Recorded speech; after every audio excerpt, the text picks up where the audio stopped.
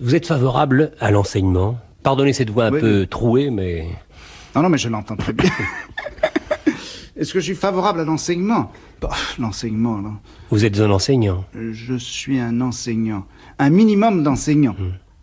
Dans la mesure où, vous savez, j'enseigne dans un endroit, enfin je fais des cours dans un endroit qui très particulier, qui a pour fonction justement de ne pas enseigner. Et quel collège de France? Oui, et ce qui me plaît justement là-bas, c'est que je n'ai pas l'impression d'enseigner, c'est-à-dire d'exercer par rapport à mon auditoire un rapport de pouvoir. L'enseignant, c'est celui qui dit, écoutez, voilà, il y a un certain nombre de choses que vous ne savez pas, mais que vous devriez savoir. Ça comporte donc une première étape qui est celle que j'appellerais de la culpabilisation, si vous voulez. Bon, deuxièmement, ces choses que vous devez savoir, moi je les sais et je vais vous les apprendre, et c'est le stade de l'obligation. Et puis, quand je vous les aurai enseignés, il faudra que vous les sachiez, et je vérifierai si vous les savez. Vérification. Enfin bon, toute une série de rapports de pouvoir qui sont mêlés à l'enseignement. Là, vous comprenez, au Collège de France, les cours sont libres, c'est-à-dire que viennent les écouter les gens qui veulent. N'importe qui. Ça peut être un colonel en retraite, mais ça peut être un lycéen de 14 ans. Si ça l'intéresse, il vient. Si ça l'intéresse pas, il vient pas. De sorte que, finalement, quel est celui qui est examiné? Quel est celui qui est sous le pouvoir de l'autre? Moi, je dirais qu'au Collège de France, c'est celui qui enseigne, qui vient, et puis qui raconte comme ça, finalement, son travail. Il passe un examen, il passe un examen. C'est son travail, il est payé pour travailler à longueur d'année, et puis 12 fois par an, il vient donner en quelque sorte, dresser le bilan de son travail, le présenter à un auditoire, et puis c'est à l'auditoire de dire ou de montrer s'il est intéressé ou pas. En tout cas, moi, quand je vais faire mes cours au collège, j'ai le trac.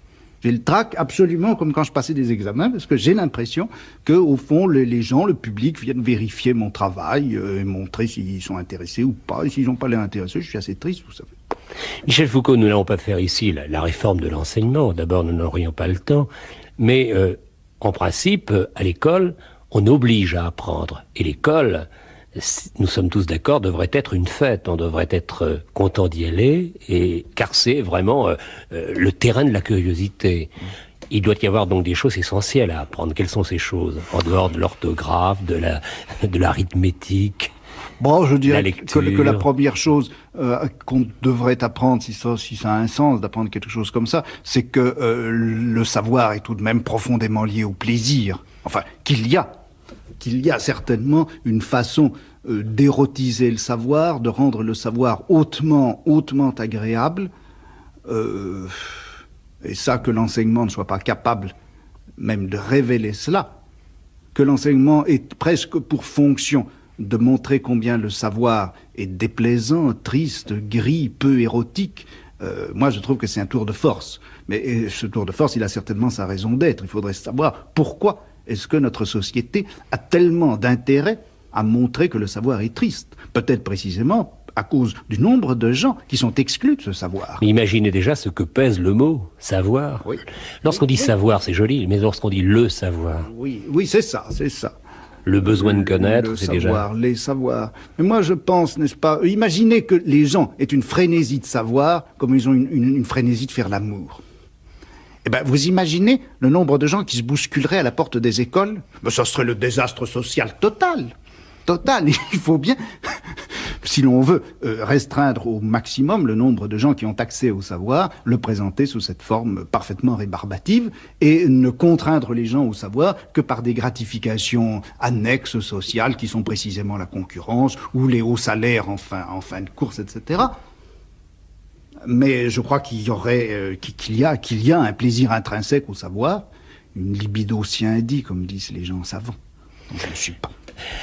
À votre avis, Michel Foucault, quelle est la responsabilité des parents dans justement cette juste connaissance des enfants?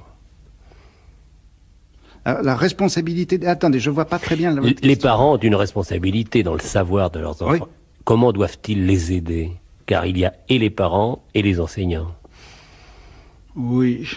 Là, vous me posez une question laquelle je ne vois pas très bien comment répondre. Moi, je crois que les parents donnent en effet aux enfants une véritable angoisse devant le savoir, par l'intérêt même qu'ils portent au savoir de leurs enfants. Car dans ce savoir des enfants, ils y mettent leur propre gloire à eux, bien sûr, ils y mettent leur sacrifice, ils y mettent leur propre projet d'avenir, ils y mettent leur revanche également. Enfin, je crois que la pression que les parents exercent sur les enfants pour qu'ils sachent, cette pression est très très chargée d'angoisse. Et les enfants éprouvent en général cette angoisse. Les enfants perçoivent de façon générale très très rapidement l'angoisse des adultes. C'est la chose sans doute qu'ils déchiffrent le mieux. Et je crois que ça pèse négativement d'une façon très très lourde. Il faut une sanction tout de même, et cette sanction c'est le diplôme. Et comment faire autrement ? Bon, vous savez, le diplôme, ça sert simplement à constituer une espèce de valeur marchande du savoir. Ça permet également de faire croire à ceux qui n'ont pas le diplôme qu'ils ne sont pas en droit de savoir et qu'ils ne seraient pas capables de savoir. Tous les gens qui passent un diplôme savent pratiquement que ça ne sert à rien, qu'il n'y a pas de contenu, que c'est vide. Mais ceux qui n'ont pas passé le diplôme, c'est ceux-là qui donnent un sens plein au diplôme. Et le diplôme, moi je crois, il est fait précisément pour ceux qui ne l'ont pas.